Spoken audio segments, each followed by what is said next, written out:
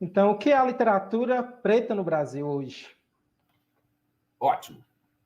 Nós temos, para iniciar essa resposta, eu gostaria de recordar que em 2011 foi declarado pela ONU o Ano do Afrodescendente, de maneira a fortalecer as ações contra o preconceito, a reavaliar e verificar o que estava dando certo ou não na educação num contexto global, não somente no Brasil.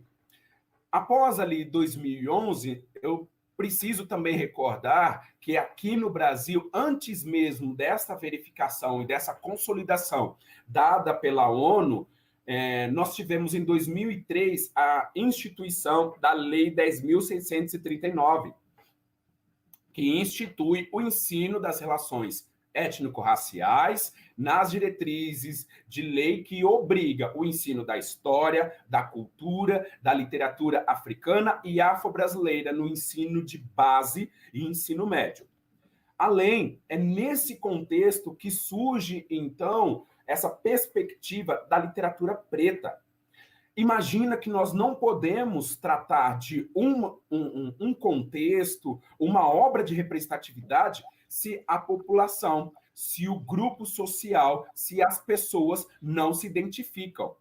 Então, percebam que a força da Lei 10.639, de 2003, mais a Declaração da ONU do Ano do Afrodescendente, em 2011, vai de encontro a auxiliar esses grupos, estas pessoas que se identificam dentro desta classificação de preta, de afrodescendente, de ter uma representação, de ter os seus direitos respeitados. Direito esse que nós precisamos olhar a literatura como direito.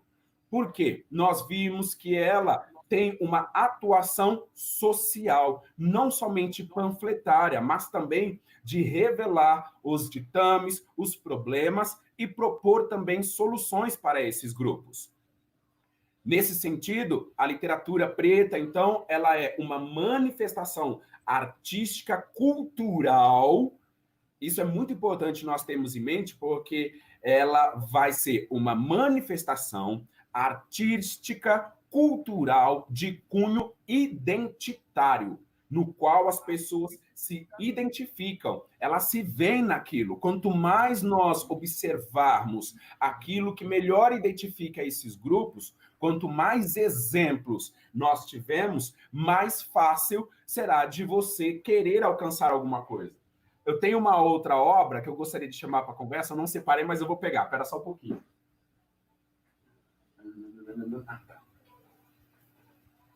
O bom de você ter uma biblioteca em casa, que as coisas já estão ali, então é só você ir lá e pegar. Eu gostaria de chamar para a nossa conversa também esta obra do Lázaro Ramos, Na Minha Pele. Observe que nós estamos vendo um artista que ele tem uma grande projeção social. Nesta obra, ele fala, por exemplo, do começo da sua trajetória como autor, o preconceito que ele sofreu e como participante deste grupo social preto, identificando-se, sendo representante, aqueles que se identificam como ele vão tê-lo como exemplo, vão observar a sua trajetória e vão perceber que eles também podem alcançar tal objetivo. Um outro sentido que nós precisamos ter em mente é que a literatura preta no Brasil é uma produção linguística que reflete o tempo e a sociedade que a compõe. Por exemplo, o nosso tempo. Eu mostrei uma obra para vocês que é muito propícia, que é a da Cidinha de Silva, Pare de Nos Matar. Mas eu tenho uma outra aqui também, que é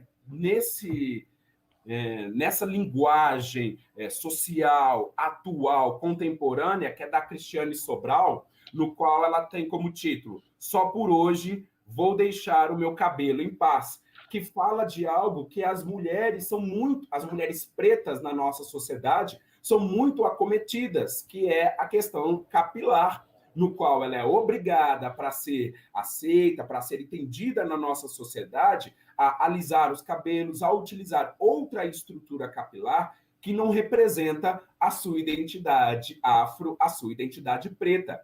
Nesse sentido que nós vemos que hoje a literatura preta no Brasil, ela tem um forte apelo de representar esses grupos, ou seja, de ter uma representatividade. Não é à toa que uma das maiores editoras hoje, que é a Quilomboje,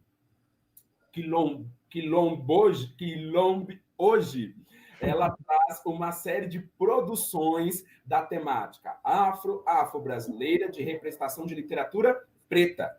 Essa nova versão, eu mostrei uma para vocês anteriormente. Peraí, deixa eu pegar ela aqui novamente. Aqui. Dos Cadernos Negros, no qual a gente tem os contos afro-brasileiros, e aqui eu tenho uma antologia literária do jovem afro, né, produzida por jovens, assim como vocês que estão nos assistindo. Imagina, se não tivéssemos conhecido Solano Trindade, Conceição Evaristo, Cruz e Souza, você acham que esses jovens que escreveram nesta coletânea iriam se sentir representados e motivados para produzir esta obra literária? É claro que não. Então, as obras de cunho literário preta no Brasil hoje vai de encontro a essa identidade, a essa representação deste grupo, que também tem uma riqueza vocabular, uma riqueza de conhecimento para transpor para a sociedade e representar o seu entendimento social. Acredito que é isso.